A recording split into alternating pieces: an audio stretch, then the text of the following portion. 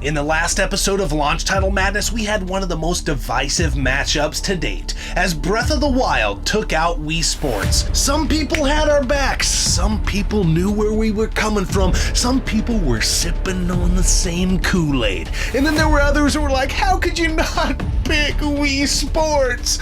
Yeah. We also saw Super Mario World from the Super Nintendo against Panzer Dragoon. As much as we love Panzer Dragoon, Super Mario World had to move on in Launch Title Madness. In today's episode, we see Rayman on the PlayStation 1 against the Nintendo GameCube's Rogue Leader. We also see Assassin's Creed Black Flag for the Xbox One against Luigi and his stupid little flashlight in Luigi's Mansion on the Nintendo GameCube. Who will prevail? Business is about to pick up. You are about ready to enter episode 5 of Launch Title Madness.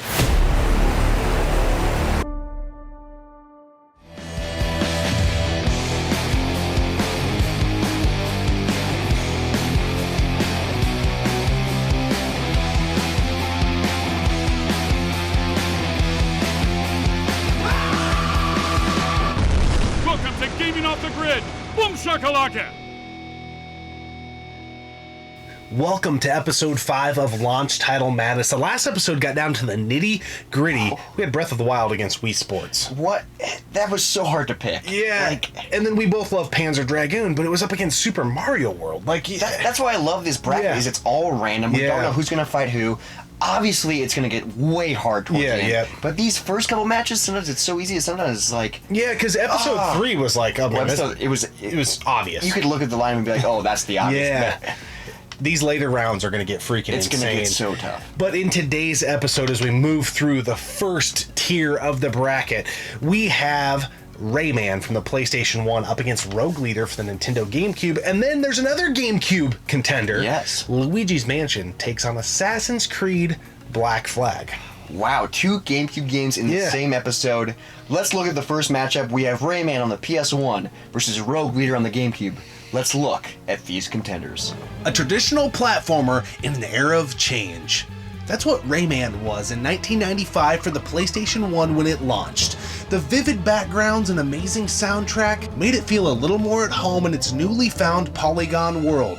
But at the time, Rayman still felt a little bit out of place. But 26 years later, when you take a look at Rayman, it tends to feel a little bit more timeless than its other launch title counterparts.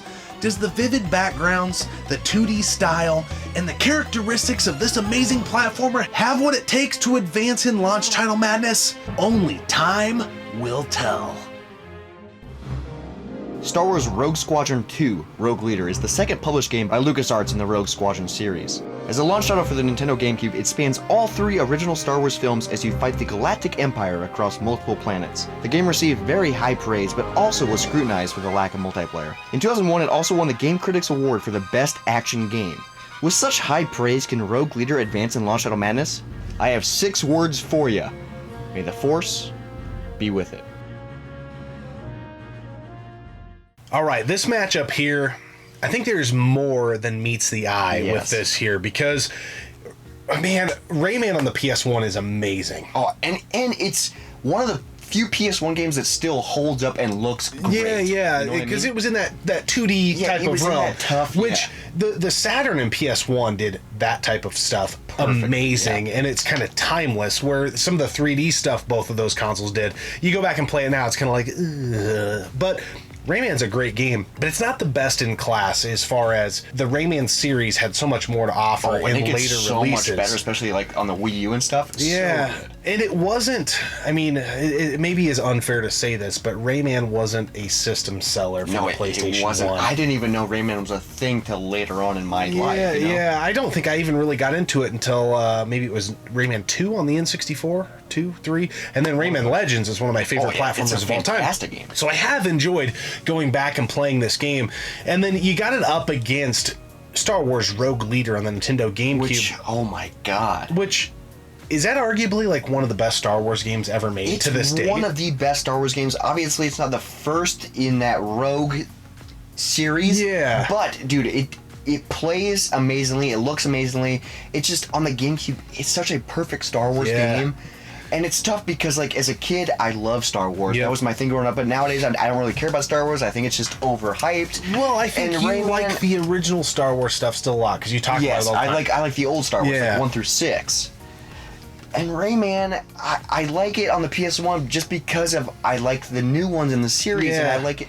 So it's fun to go back and play that one, but like if we were just gonna grab a Rayman game and play it, we would play Rayman Legends. Yeah, it would not be the PS1 one. This is tough, but to me, I think it it's is easy. tough. But I was gonna say the exact same thing. I think Rogue Leader of these two games is the launch title that is still worth going back and playing. Now, if you're a huge Rayman fan, I think it's fun to go back and play the first one. It's so much fun. It's beautiful. It's a great game. It is. This is really tough because we got two great games against each other. But I think that if you're watching this and you didn't grow up during this era, whether it be PS1 or the GameCube, and you go back and play Star Wars Rogue Leader, I literally think something will happen inside you that you're like, this is still one of the best Star Wars games, even after all these other Star Wars games have come out. The game is timeless. If you're a Star Wars fan, it's a must play. And even if you're not a Star Wars fan, it's just a great freaking game. Oh, it's such a perfect game. It gets so good. And then the sequel's badass too. Dude, I think this Rogue Leader took the Rogue series. Like, it was a great series, but it took it just into a different ballgame. Well, for me, coming off the N64, I felt like, dude, this is how the game looked. I wanted it to look in my head when I was playing it on the N64. It's like that Grand Theft Auto shit, where it's like, this is what I was picturing that I could do. And I still love Rogue Squadron on the N64. It's a great game. Man, it's amazing. Can we move to, say, Rogue Leader advances? Oh, absolutely. On to the next round. This next matchup is a very interesting tale because not only do we have two games that are from completely different generations, Assassin's Creed Black Flag being from Xbox One, but it was also on the PS3 and Xbox 360, but we're talking about the Xbox One version up against the GameCube and its launch title of Luigi's Mansion. And the former sold like 15 million copies, and the latter sold like 3 million copies. So, man, I guess if sales dictate everything, we already know the answer to this question, but I think we need to dig a little further and take a look at these contenders. A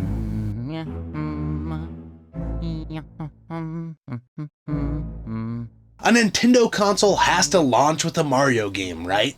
Not this time. The GameCube launched with Mario's brother Luigi at the helm in Luigi's Mansion. Gone are the days of the platforming, the running, and the jumping. This time Luigi is strapped down with a vacuum to suck up ghosts. The charm of this game cannot be overstated. Something about Luigi's Mansion just feels so right. This time Luigi is on a quest to save his brother Mario. Can Luigi navigate this haunted mansion? Can he suck up all the ghosts, or suck off all the ghosts? Whatever it takes to save his brother Mario and advance in launch title madness? We're gonna have to see how this one plays out.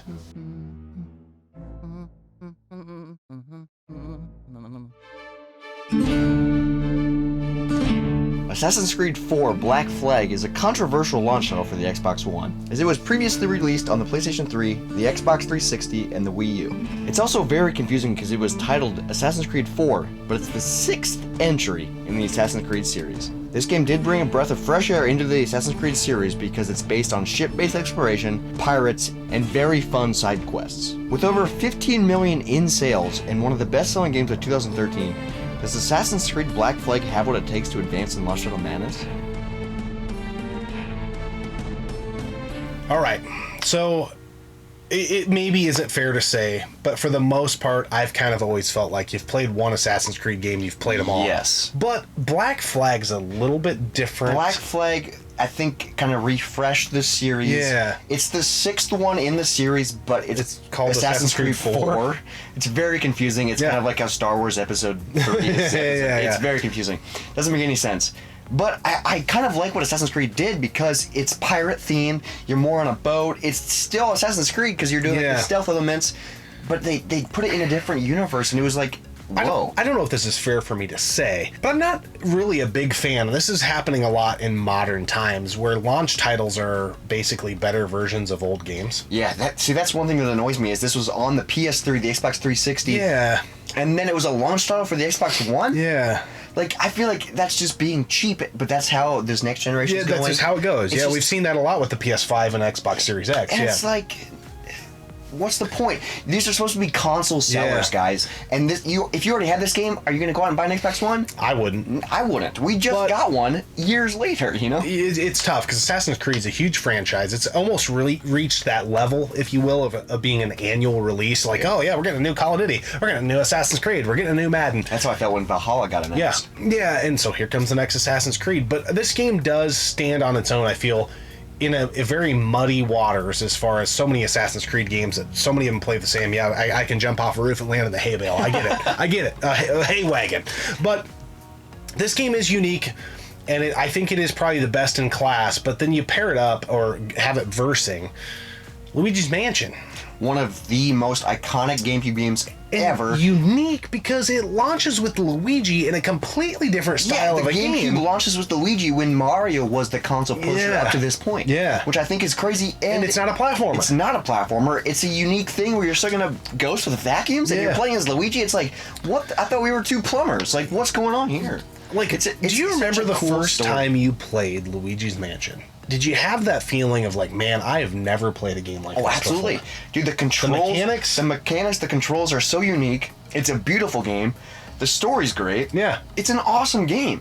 Yeah, it's a game that I go back and play, not quite annually, but pretty damn close. I've played it probably 3 times in the last 5 years. And it started the Luigi's Mansion series, which now there's 3 of them, which is kind of cool. It's weird, but when you look at sales, Assassin's Creed Black Flag sold 50 million units, and Luigi's Mansion only sold like 2.53 million units. But speaking to that 15 million units, Black Flag was available on 7 consoles? Of course it's going to have bigger numbers than being an exclusive on the GameCube. You know what I mean? Yeah, I mean, maybe not 7, but I think 4 for sure with PS3, 360, Xbox One, PS4. Yeah. There you go. Now, sales is an interesting thing. It's an interesting thing. If we want to dive into sales, I mean, then Avatar is better than Godfather. I mean, it just is. Just follow the sales. But the point is, you can't look at Justin Bieber's album sales and say that, he is a better artist than, David Bowie. Yeah, that's true. That's a really good point. Sales do not always dictate what was quality and what moved the needle and was the most impactful, because for every freaking Justin Bieber out there, I will give you a Ramones or a Sex Pistols who combined haven't outsold Justin Bieber, but they did way more for music than Justin Bieber's pansy ass ever will. And I think people kind of get confused sometimes because you don't understand what's popular. Well, and what the marketing is behind it. You've got, companies pushing this stuff out. It's on multiple consoles. You got the big bad commercials, and you got little old Luigi, the brother. This is his first time being a star. Yeah, I mean, not only is he a plumber, he's the lesser known of the brother plumber. He's the scaredy cat. Yeah, and he's in a mansion playing in a game that's not a platformer, which is what he's known for. It's a very unique draw. So that's everything we just talked about, which gets a little chaotic, I think comes down to a unanimous final verdict. That Luigi's Mansion. Oh, dude. It's the better launch title. It is the better launch title, and I'm going to go as far to say it's the better game. I know Black Flag is great and refreshed the franchise, and it's still fun. I had fun when I was playing it. Yeah. But Luigi's Mansion is a classic. Yeah. I had way more fun playing Luigi's Mansion than I did having Assassin's Creed, and I want to go back to the Luigi's Mansion, even though I've beaten it. There's something to be said about a game when you have as many games as we do that falls into that category where you're like, man, every year or two I'm going to go back and beat that game. No matter what I have going on in my life. I've played enough Assassin's Creed Black Flag to last a lifetime. Luigi's Mansion will always be on that upper echelon of games that I'm going to go back and beat every 2 or 3 years. And it's always like, hey, it's getting close to October. Yeah, what do you want to play? Luigi's Mansion. It's just such a great game. And I think it's better than the new one that came out. Just hot take. I think the first one is where it's at. Oh, the first one is a classic. And 3 is great. Yeah. 3 is good. Luigi's Mansion is moving on. Yeah, 2 GameCube games advancing. Which is crazy. So in round 2, which will be a while till we talk about that, but Luigi's Mansion on the GameCube is going against Rogue Leader, also on the GameCube. Yeah. That's going to be a tough It'll fight. be a battle. 2 GameCube games. But I kind of feel, a little teaser. Mario. I guess we're just going to have to wait Yeah. and find out. Yeah. Speaking of waiting, or should I say, you're killing me. S'mores. Let's You're talk about killing me, Smalls. Let's talk about this beer from Barntown. This is a barrel-aged milk stout called You're Killing Me S'mores. It's a milk stout brewed with chocolate, marshmallow, and graham crackers, aged in American bourbon barrels. Yeah, so Wow. this was a limited release. We've done some Barntown brews. It was probably back in early 2020 that Yes. we did that stuff. And I think we had an episode we filmed in April of 2020 that just came out recently. It was our look back at 1995 where we did a Barntown brewery. So if you guys are watching and you're like, That beer's not available. wait, you just talked about a Barntown brew. Well, it was actually at the front side of 2020.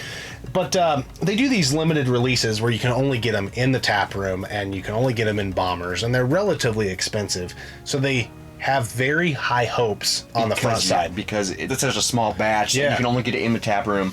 And you don't know what you're getting a lot of You times. don't. Dude. It's like, man, it's $15-20 a bottle. And it's like, okay, I hope this is good. And let me tell you, this is delicious. I don't know why I doubted Barntown. Like, this is so good. It's so creamy. It's so smooth. That marshmallow taste really, like, smooths out all the flavors Yeah. and makes it so there's no burn. It's cool to me that the marshmallow comes in on the back. Yeah. You know, and if you, I don't know if you have, but if you just soak in the nose on this, it literally smells like a s'mores Pop-Tart. It like, does, dude. It's unbelievable. But like a gourmet. Yeah. Like a really good pop. But I mean, I will say, I consider s'mores Pop-Tarts gourmet, so I don't know what type of beer. How do you eat them? Do you put them in the toaster or eat them cold? Well, a couple of different ways that I eat Pop-Tarts. Either frozen Frozen? or microwaved. What? That's real talk. Is that true? I've Yeah. never heard of any of those two. Yeah. I've never put a Pop-Tart in a toaster. Ever? No. It's too hard to get out. I don't want to like break the corners because it gets soft. So it's Oh my put in the God. microwave for like 5, Dude, 10. The strawberry one in the toaster is so Yeah. good. I don't want any crispiness. I like them being just mushy and soft. Dude, you put it Anyway. in the freezer. This beer, speaking of beer, I think that's what we were doing, was reviewing this beer. It's fantastic. It's This is so a top-notch barrel-aged stout, which it's a milk stout, right? Yeah, it's a milk. Which is rare to get a milk stout that is barrel-aged. Usually it's an This is- imperial stout. This literally, Dude, I world took a- class. I took a sip of this before we started filming it, and I just went, "Are you Yeah. kidding me? Oh my God!" Like, the flavor is so full. Like, the initial taste and, Yeah. and the smell is like, it takes you to a campfire. Like, it's so good, and I love like their branding with "You're Killing Me" s'mores. Like, it's the nostalgia with the Sandlot. I'm excited because this is one of 4 bombers that we got. We got a 4-year anniversary. We got a coconut. hazelnut spread breakfast stout. Yes, which would be I like think is Nutella. like Nutella. Yeah, Nutella. Yeah. Ooh. Oh yeah, I know all about Nutella. Yeah. That's because you had a dog. But anyways, with the way this is starting out, I have high hopes for the rest of this the beers is- we have. There's a coconut one we have, 2 coconut ones. This Maybe is- we have 5. 4 left. Yeah, I know. This is so good, Barntown. It is. All right, guys. Barntown Brewery, one of our favorite breweries in the Des Moines, Iowa area. And this series is one of our favorite series to film. And Yes, they it don't is. always do the best, but it ain't about that. It's all about having fun. And it's all about launch titles right now. Yes, and it's very intense. And if you guys are enjoying this series, I just want to ask, please share. If you are Yeah. enjoying it, that really helps a lot. Please share this series. Yeah. Because they don't do the greatest. I don't know what it is. We don't know how YouTube works, but they just, we put out something that's a buying guide and woo, it goes crazy. Put out a freaking launch title madness, woo. No one cares. But whatever, we're going to keep doing what we do. And we appreciate each and every one of you watching. Hope you're having a good time. We're having a good time. That's what it's all about. And we will see you next time, hopefully, if you choose to tune in to the next episode of Launch Title Madness, right here on Gaming Off the Grid. So, in round 2, which will be a while till we talk about that, Luigi's Mansion is going against Rogue Leader. Lidl. Leader. Try this out. Yeah.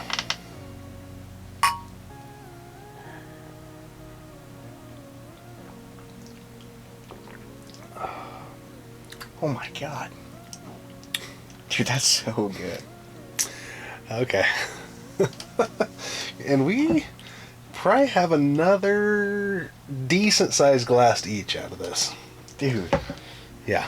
it's so, like, creamy. Yeah, dang. Yeah, that marshmallow really comes through on the finish. I don't know if you're getting that, but it definitely Yeah, comes it really through. helps, like, just wrap everything together. Yeah. Jesus Christ.